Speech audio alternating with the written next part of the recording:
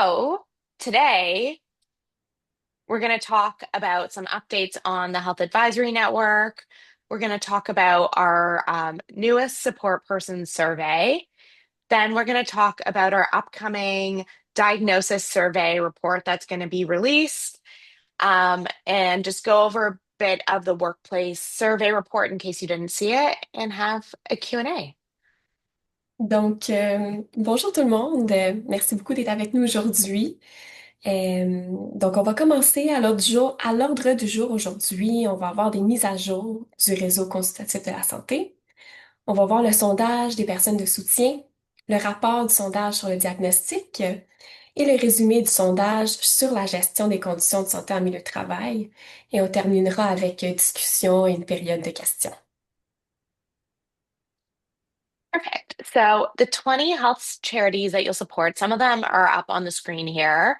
And it's 20 of Canada's most well-respected organizations with coast-to-coast coverage, direct support for patients and caregivers, funding life-changing research, and it may already be helping some of the people that you know or that you work with. On va commencer juste avec un petit mot sur Partenaire Santé, notre travail. À droite, vous pouvez voir les 20 organismes de bienfaisance en santé que nous soutenons. Ils sont parmi les plus reconnus au Canada. Donc, on a une portée d'un océan à l'autre et on appuie directement les patients et proches aidants et nous finançons de la recherche qui change des vies. So, the Health Advisory Network is a unified and engaged network of thousands of persons with lived experience ready to be consulted on the health ecosystem's challenges. We have an online community.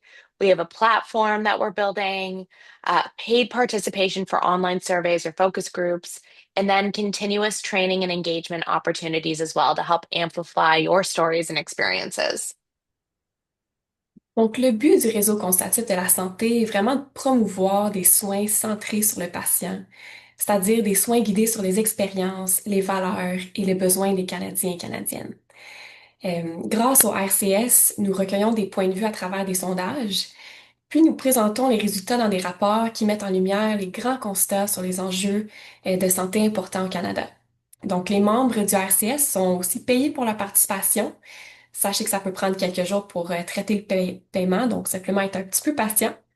Et pour le futur, on aimerait offrir des opportunités d'engagement pour nos membres sous forme de formation ou autre. And so, what we can learn from you, we're hoping to learn about care, policies, and services to help involve people with lived experience as patients and/or caregivers in your own healthcare, as well as in the planning, delivery, and evaluation of healthcare services and policies. Donc, nous voulons apprendre comment mieux impliquer les personnes ayant une expérience vécue dans leur propre parcours de santé. And so, we've just released our third survey, Understanding the Experiences and Needs of Canadian Caregivers, Support Persons, and Carers. Um, Support persons are the heart of support for millions of people affected by a health condition across Canada. So, whether you're helping a loved one with daily tasks, managing medical needs, or just being there for someone, your role matters. And so, we really want to understand your experience and how being a support person affects your well-being, what help you have, and what you need. And then it'll help shape better support for support persons everywhere. And a support person also could be a caregiver or a carer. Donc, notre sondage est sorti sur les expériences et besoins des personnes de soutien et des proches aidants au Canada. Donc, les personnes de soutien sont essentielles pour accompagner des millions de Canadiens touchés par un problème de santé. Donc, nous voulons comprendre votre expérience, votre bien-être, le soutien dont vous disposez et vos besoins. Donc, votre voix peut aider à améliorer l'accompagnement des personnes de soutien partout au pays et on peut aussi les appeler aidants ou aidantes.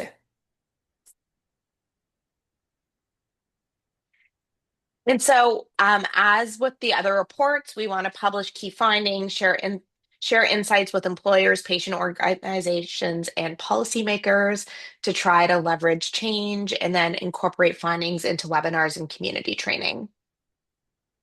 Donc, comment on va utiliser le sondage pour aider?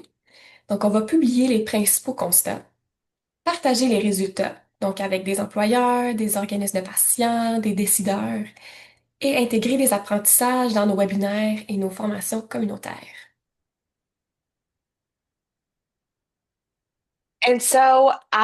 Talking about our diagnosis survey and just having some really preliminary and new results. So, there is a diagnosis crisis in Canada. Our new survey reveals barriers facing patients and caregivers seeking diagnosis across Canada. Our health advisory network surveyed 166 Canadians to uncover insights about the diagnostic journey. And what we found demands attention from employers, health charities, and policymakers nationwide. Donc là, on va voir le diagnostic au Canada. On va vous partager quelques constats et apprentissages qui ont sorti du dernier sondage sur le diagnostic. Le rapport sera publié très bientôt et partagé en grand. Et si vous êtes membre du réseau consultatif de la santé, vous allez le recevoir par courriel très prochainement. Et le sondage révèle les obstacles auxquels font face les patients et les proches aidants pour obtenir un diagnostic. So, what we discovered will surprise you. So, 60% waited over a year for their diagnosis, with one in three waiting more than 3 years. 72% felt dismissed by the healthcare provider during the diagnostic process. 50% were misdiagnosed at some point during their journey to accurate diagnosis. 77% live with multiple conditions, yet systems remain designed for single disease pathways. And so the numbers really represent Canadians struggling to navigate a healthcare system under extreme stress. And the report reveals the cost of diagnostic delays, the impact of bias and stigma, and most importantly, a path forward to build a more caring, efficient, and inclusive healthcare system. Donc voici quelques résultats qui peuvent surprendre. 60% ont attendu plus qu'un an pour obtenir un diagnostic, dont un sur trois plus de 3 ans. 72% se sont sentis ignorés par leur professionnel de santé. La moitié ont reçu un mauvais diagnostic à un moment donné et 77% vivent avec plusieurs conditions alors que les systèmes demeurent centrés sur une seule maladie. And so we're going to have a call to action, and we have identified 7 critical priorities to rebuild trust and reduce harm. So we want to build for multimorbidity, since a lot of people have more than one health condition. I know that certainly the case with me, and managing multiple health conditions can be exhausting. Tackling wait times, which can be extraordinarily long. Reducing misdiagnosis, which is extremely common and frustrating. Addressing bias in the system, supporting patients who are seeking answers, help support persons in their caregiving role, which we're obviously going to explore more in our new survey, and then empower patient and caregiver communities nationwide. Donc, notre prochain rapport met en avant 7 priorités essentielles pour établir la confiance et réduire les obstacles dans le système de diagnostic au Canada.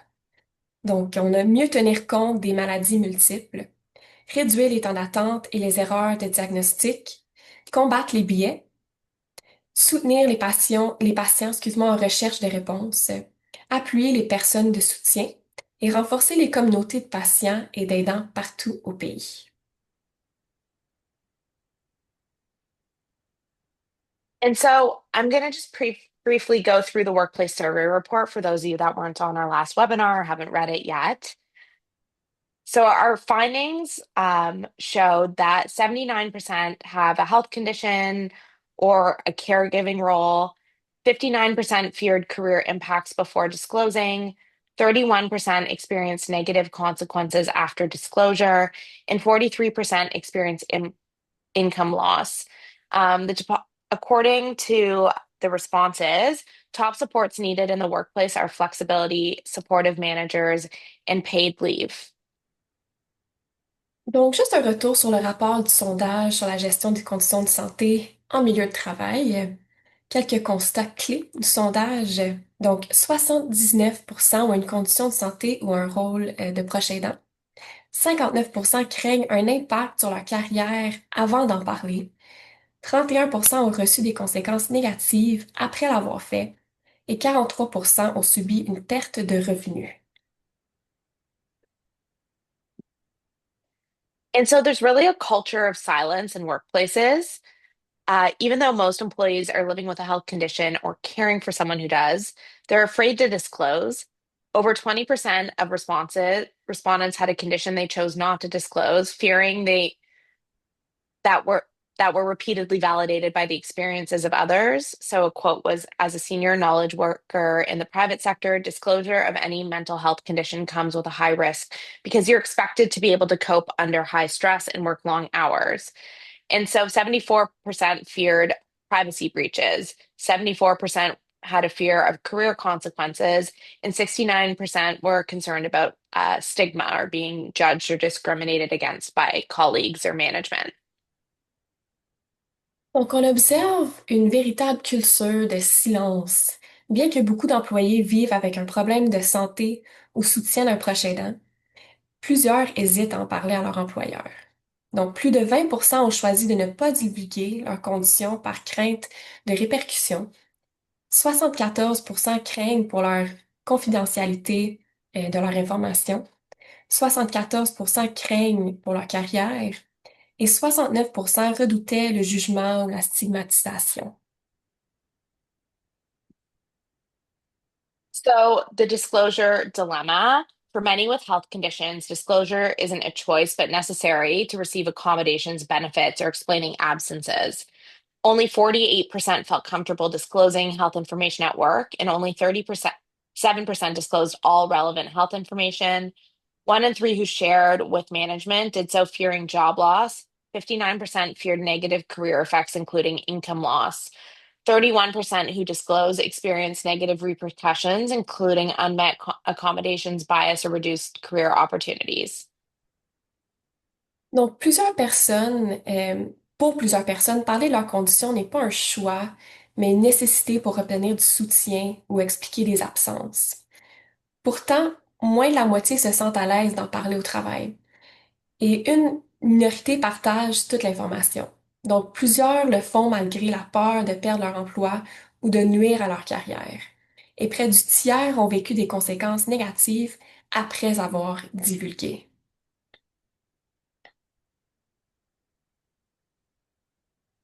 And so here's what we found employees actually need.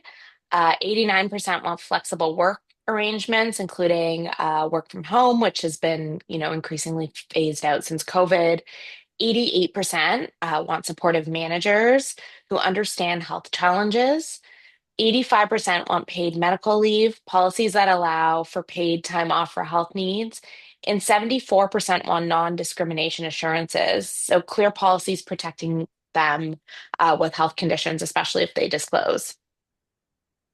Donc, voici ce dont les employés ont réellement besoin. Donc, des horaires et modalités de travail flexibles, des gestionnaires et collègues compréhensifs, des congés médicaux payés et des politiques claires contre la discrimination liée à la santé. So, here are some opportunities for employers that we've identified and were able to circulate as a result of having this report. So it's to train and empower managers, since managers are often the individual that's disclosed to. Normalize flexible work, guaranteed paid medical leave, build a safe to disclose culture with anti-retaliation policies, and track and act on workplace health metrics. Et maintenant, les opportunités pour les employeurs. Donc, on a formé et responsabilisé les gestionnaires, normaliser le travail flexible, garantir des congés médicaux payés, créer une culture au travail permettant de se confier et finalement suivre et agir sur les indicateurs de santé au travail. So here's the final call to action. Healthy workers mean healthy workplaces in Canada. And so, uh, for employers, check your policies, invest in your people, make inclusion a standard practice and not an exception. For patient groups, use this information to speak up for inclusive workplaces and give help to those who really need it. For policymakers, it's to fix the financial and human costs of workplace health issues through new laws. And for patients and employees, share your experiences, share this report, advocate for your needs, and seek out supportive workplaces and resources. Donc voici un appel à l'action. On commence avec les employeurs. Vérifiez vos politiques. Investissez dans vos équipes et faites de l'inclusion une pratique standard. Pour les groupes de patients, utilisez ces informations pour promouvoir des milieux de travail inclusifs et soutenir ceux qui en ont besoin. Pour les décideurs, réduisez les coûts humains et financiers liés à la santé au travail grâce aux nouvelles lois. Et pour les patients et pour les employés, partagez vos expériences, défendez vos besoins et recherchez des milieux de travail et des ressources qui vous soutiennent.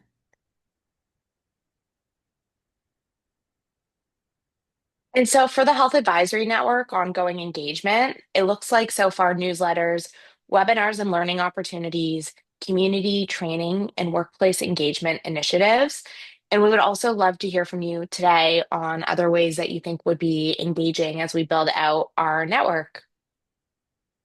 Donc, qu'est-ce que ça veut dire être membre du réseau consultatif de la santé?